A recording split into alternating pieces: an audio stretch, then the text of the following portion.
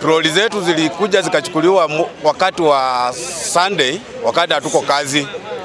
Na wakati hizo troli zikuja zikachukuliwa usiku, hatukuwa tumepewa information ya kwamba hizi troli zinafaa zitolewe mahali pale.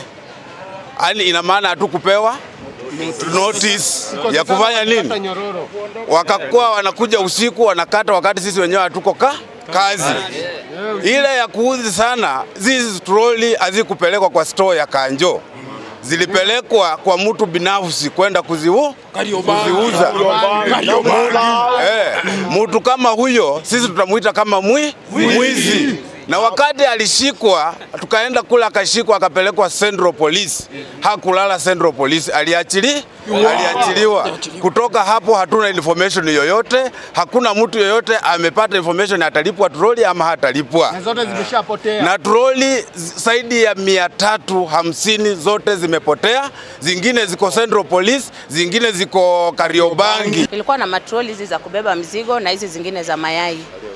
Na kwa hizo matroli ilikuwa Saturday usiku kuamkia Sunday. Tukapata saa 7 usiku hizo matroli zimekatakatwa, kuambiwa walikuwa wanafagia town. Sasa baadaye tulipofuata hizo matroli zetu tukaambiwa zilipelekwa kwa dumping site sijui Dandora. Tujazipata mpaka saa hizi. Baadaye kuzifuatilia tukazipata kuwa zimekatakatwa pale Kariobangi. Sasa ndio tulikuwa nauliza Sakaja kazi yake ni nini? Kazi alikuja kutuhangaisha sisi kama sisi watu wenye tulikuwa natumia hizo matroli. Hizo troli zilikuwa zinasaidia watoto vijana, hawezi iba vitu za wenyewe. Walikuwa nabeba mizigo, wanasaidia watu. Kwa siku mtu akikuletea hata kama 300 kwa troli moja, ulikuwa unaweza faidika na ulikuwa na troli kama 10 na kitu.